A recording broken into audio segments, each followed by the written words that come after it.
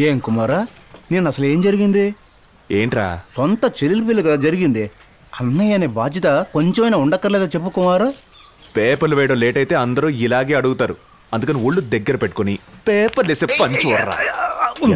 రే, వాడలా అన్న దాంట్లో తప్పే ఉందిరా. నువ్వు ఇలా రెస్పాన్సిబిలిటీ లేకుండా. ఇదే రెస్పాన్సిబిలిటీ నువ్వు ఇంటర్ చదివేటప్పుడు నీకుండుంటే నాన్న కర్ణాటకకు వెళ్ళి 15 లక్షలు ఇచ్చి MBBS పేమెంట్ సీట్ కొనాల్సిన అవసరం ఉండేది కాదు. ఇప్పుడు చూడు, పేరుకు మీ మామగారు హాస్పిటల్లో ఉంటూ రియల్ ఎస్టేట్ వ్యాపారం చేస్తున్నావు. ఇవన్నీ నీకు అవసరమా? నువ్వు వెళ్ళి ఆడుకో. రేయ్, నువ్వు ఇంకా బతికే ఉన్నావా? ఇదిగో చూడు కుమార్, రెస్పాన్సిబిలిటీ గురించే కదా.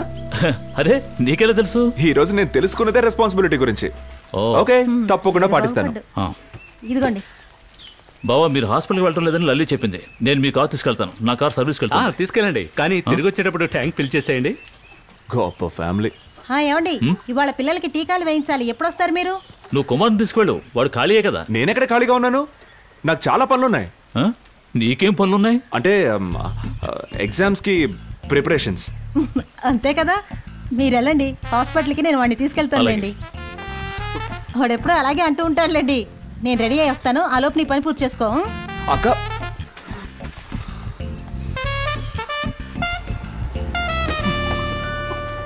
అన్నా, చెల్లి పెళ్లికి ఎందుకు రాలేదు? ఏ అచ్చానయ్?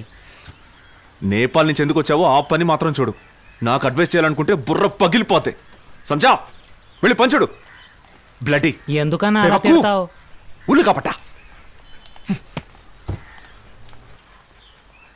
రే, ఈ ఇంట్లో నీకు మాత్రమే నా మీద ప్రేమ ఉంది. రెస్పాన్సిబిలిటీ గురించి నువ్వు మాత్రమే లెక్చర్ ఇవ్వలేదు. సంతోషం, చాలా సంతోషం. Thank you. ఓకే, వదిన వచ్చేసి ఉంటుంది, మనం వెళ్ళి చూద్దాం పదండి. రోజా, ఇదెప్పుడు కువైట్ నుంచి వచ్చింది? దీని కాస్త ఎత్తుకో, దాన్ని పలకరించి వస్తాను. ఏ రోజా? నా ఫ్రెండ్ రా. నువ్వు పని చేయి, పిల్లల్ని తీసుకుని వదిన దగ్గరికి వెళ్ళి మిగతా తను చూసుకుంటుంది. నేను ఒక్కనేనా? వెళ్ళరా, దీనికి కూడా తోడు కావాలా? రా, నా చేపట్టుకో.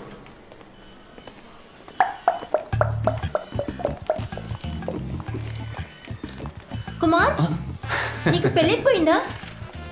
అయింది, నిన్నే అయింది. ఉదయాన్నే 2 పిల్లలు కూడా పుట్టారు. ఏ, నీకేదైనా ప్రాబ్లమా? అడగడానికి కూడా ఒక అర్థం ఉండదు. మోహన్ చూడు. సరిగానే అక్కేది. ఏమో, ఎవరో ఫ్రెండ్తో సొల్లు కబుర్లు చెప్పుకుంటోంది. Yes doctor. పిల్లల్ని తీసుకెళ్ళు. ఓకే, వీళ్ళ విషయం తను చూసుకుంటుందిలే. తీసుకెళ్ళండి, వెళ్ళరా.